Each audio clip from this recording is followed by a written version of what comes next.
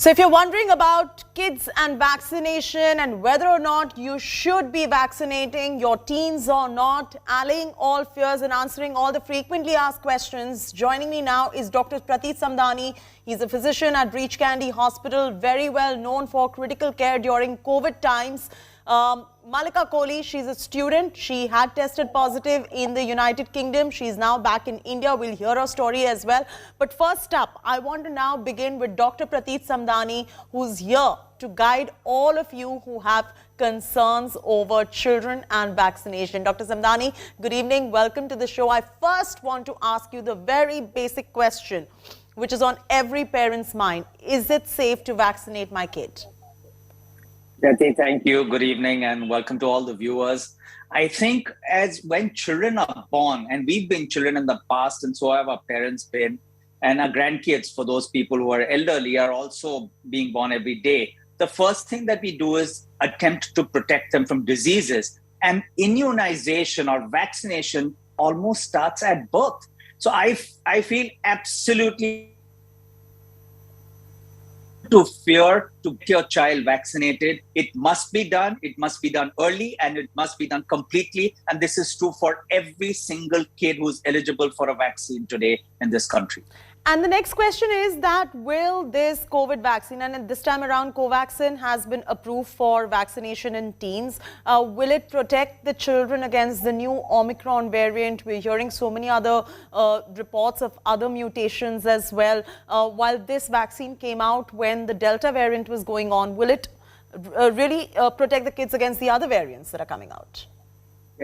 This is a very important question. And at this point of time, we have data from no vaccine whatsoever across the world to say whether they will protect us from the Omicron variant. Having said that, there are a large number of Omicron variants across the globe, especially in India now, but Delta has not died off. The only way, and please remember, the second wave was devastating, predominantly preceded by the Delta variant.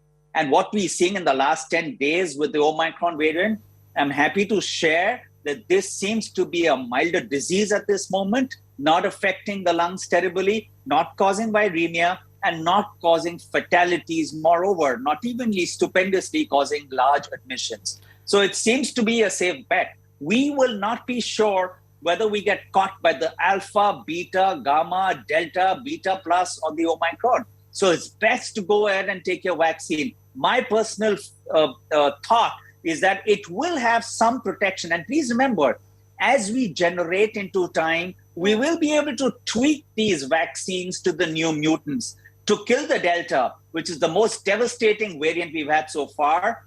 I think Omicron, in a way, is a good thing to have. So, Dr. Samdani, before I go to Malika as well, for our viewers to know her story, because that's a very inspiring story. She was, she's going to say it herself, but before that, everyone says that Omicron cases are mild. Is that because the kids, the teens, the adults are all vaccinated, or is it just mild in terms of a variant? Chetty, it's actually mild in terms of a variant. What we're also seeing is larger number of people who are younger, so a younger population. And please remember that kids below 19 or teens or adults about to be adults below 19 have not been vaccinated. And we see these large clusters of younger people getting infected. They have no previous exposure, most of them. They have no previous vaccination or immunization against COVID-19, and they still behave pretty mildly. Even the adults who've been vaccinated are having a milder form of the disease. Right. And since you mentioned that, I want to take this across to Malika as well. Malika, tell us your story. I remember you tested positive in the United Kingdom when you were at university. But I remember you even calling up and saying that my symptom is mild. I've been vaxxed with Pfizer in the UK. And perhaps that's the reason why you weren't feeling that sick. What was your story like? Tell us and inspire all the teens around who are going to get vaccinated in India. Right. So just to introduce myself, I'm Malika. I'm 18 years old and I study at the University of Bath in the UK. So recently on the 9th of December, I tested positive for COVID. And honestly, before I tested positive, I had zero symptoms. So I was pretty sure that it's going to be negative. That's why it was such a shock to see the report come out positive. So at first, in fact, the first 2-3 days after the report, even I'd had zero symptoms and I was pretty okay. Like I was a little tired and a little bit of body ache maybe, but not more than that. Then I think on the 5th day after the report, I got a little bit of a cold, but that too subsided after like a day or two. So overall, like my symptoms were extremely mild, and of course I was vaccinated with the Pfizer vaccine in the UK, double dose, and therefore I think, I'm not sure like that's for the doctor to tell you, but like I think the vaccine really helped me overcome my overcome the Omicron COVID variant, because you see, I obviously seeing the positive report, I was really worried about myself. I thought like, how will I handle this all alone at my university, because I had no family or But you could handle someone yourself all alone because the symptoms were mild, right? Right, exactly. So it was pretty easy to handle because I only had body ache, headache, and maybe a cold for a day or two. So yeah, I So, would Dr. say that. Samdani, would you perhaps then say that probably Malika did not get the full-blown symptoms because she was vaccinated? Somewhere the vaccination also helped her? I would have absolutely no hindrance to say, yes, the vaccination has helped her. Also, this variant is milder. And Malika, you've got an inspiring story. Just to tell you, I'm glad that you had mild symptoms. You're back home and safe, and you've quarantined yourself at home when you had to. But please do remember, if Malika hadn't acted, if she hadn't taken the symptoms seriously, whether it was a mild cold or a body ache or just fatigue, which could be just absolute flu-like symptoms, like a common cold. Please remember, we have 25 lakh Indians getting a flu every single day. That's the burden of the flu disease itself. She wouldn't have got tested otherwise, or she got herself tested and then she got the symptoms. But she has prevented several other people. More importantly, her immediate family, her teachers there, her professors there, the elderly who are more vulnerable to a severe disease, and prevented community spread from her end. So it's important to get yourself tested when required. And it's absolutely important to get immunized. And I strongly believe that the vaccines you have taken, Malika, have prevented you from getting a symptomatic disease or just getting you off with a mild symptomatic disease. That's very interesting. Dr. Samdani, can kids also fall terribly sick? Because there's a myth floating around saying that, look, the kids are not going to fall terribly sick, so why should I get my child vaccinated?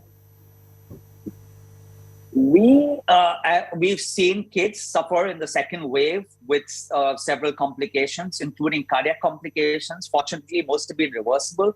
They may suffer from a very devastating, severe form of the disease, which takes the body into multiple organs into action and destroys and affects multiple organs. And this is an inflammatory response of the disease. I mean, why should we get even 1,000 people and more suffering from such a disease of like the cardiac disease because of COVID or the vaccine, if the vaccine is going to protect us from a severe disease? It's imperative that the kids get vaccinated today. And even we don't want a single kid. Why have tens and hundreds of kids to get infected badly and suffer? Before I come to you with the next question, which I have on kids and comorbidities, I want to ask Malika. Malika, when you got your Pfizer jab, did you get any side effects? Were they temporary? What would you like to tell all the kids watching in today? Go ahead, get yourself vaccinated. It's all right. Right. So after my Pfizer jab, I think all I got was pain in the arm. And I just slept for, I think, 10 hours straight. But apart from that, I didn't really have any major symptoms. And I think that it's pretty important right now for all the kids to get vaccinated, because it's not just about the kids, you know, like it's about yourself too. But I think the more, if you get it, and then you can spread it to so many more vulnerable people around you. So I think it's really important for as many people to get vaccinated as they can. Well, you did the socially most responsible thing right there, Malika. Dr. Samdani, kids also have comorbidities, right? And can COVID really badly impact kids with comorbidities, and will the vaccine really help them when they have these comorbidities? Many kids are born with many illnesses, right at birth. How do you allay these fears with parents? Historically, we've found that kids and adults who have comorbidities, and we're talking specifically about COVID, not other diseases, actually do much worse. So adults with comorbidities, maybe a heart disease, some form of malignancy, diabetes, obesity, advancements of age, so higher age groups do much, much worse. Likewise, children are born, some of them unfortunately with inherited or just congenital anomalies. They could be neurological problems, muscular problems, cardiac problems, and they are certainly more vulnerable to getting a severe infection. So it's important that kids with comorbidities, and let me extend this comorbidity to a little more, so what I call as an urbanization form, insulin resistance, obesity, young kids with blood pressure. Now we're talking about teens, we're not talking about 2-year-olds and 5-year-olds, 10, 12, 15-year-olds. They have high levels of insulin. Many of them are pre-diabetics. Some of them have turned diabetics. And these are not the diabetics who are born with diabetes or get diabetes early in life. These are because of less lifestyle issues, and they are more prone and vulnerable to getting a more complex disease. I've seen a lot of myths floating around where people say, oh, I'll get COVID if I take the COVID vaccine. What would you like to tell these people? Let's go through all the vaccines that we have, and all the vaccines available today, and we talk about India, are not live viruses. When you get a live virus injected in your body, that's when you may get a disease which may come positive on a test, or symptoms of a disease because of the vaccine. These are all inactivated viral vaccines, or they are RNA-based or now DNA-based vaccines, which do not alter the tests or cause diseases. It's a very, very strong answer that I need to give to all the mothers and fathers, or the so-called vaccine skeptics and the teenagers who do not believe in immunization. Please don't ever feel in future that you went and took your COVID vaccine, and here you go 5 days down the line, you've got a COVID test positive, or you're suffering from COVID-like symptoms. The vaccination has nothing to do with your COVID symptoms or the COVID tests. And Malika, also tell our viewers, you had very mild symptoms. This happened after your vaccination. You flew back to India all by yourself. You did not require any assistance whatsoever. Vaccine did make your life better, right? Definitely. I've said that a million times now, and I'll say it again, that the vaccine was definitely my savior during this time. Otherwise, probably my mother was going to fly in from India to help me over there in Bath. But luckily with the vaccine, I think it was all sorted and I could take care of myself along with my friends' help over there. So I think it was pretty good. So yeah.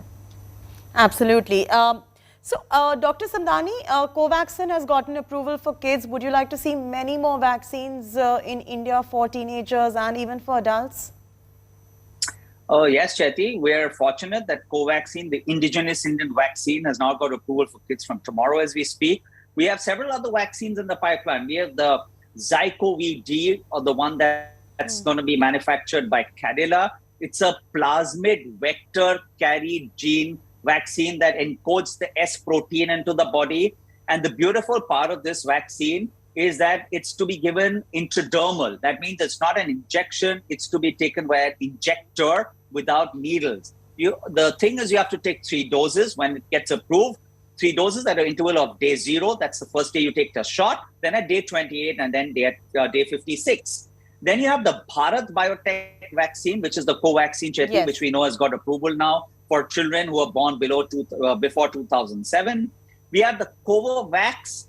There have been trials between 2 and 17 years for the Covovax. Again, this is manufactured with the Serum Institute, yes, and the CEPI, and this has shown an efficacy of 90%. That's true. The Covax has shown efficacies according to the variants that we've had, the alpha, beta subunit, delta, etc., ranging from 55 to 90% efficacy. And finally, we'll have the Biological E and the Baylor College of Medicine making a new vaccine called the Corbevax. Yes. This is the first protein subunit vaccine, again, 2 doses. And we only need approvals to come in from the government to say that they are efficacious, they are safe, they have a good immunogenicity, and they are going to be used for the common people, the children and the teenagers in future. So I'm totally out of time here, but a last question before I let you go, Dr. Samdani, how long will a child stay immune after the second dose?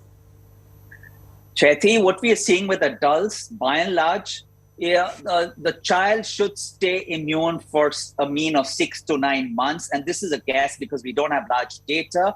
I'm extrapolating it from the adults where we've seen infections occur usually after 6 to 9 months of your second dose. But please remember, if you be careful, if you practice your hand hygiene, if you wear a mask correctly, if you maintain a physical distance, this vaccine is kind of working for the rest of your life, because you're not getting an infection, not just by getting vaccinated, but also by what I call COVIDian behavior or universal precautions.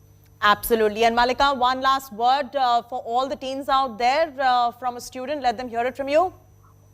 I think I'd just like to say that get vaccinated ASAP as soon as you can.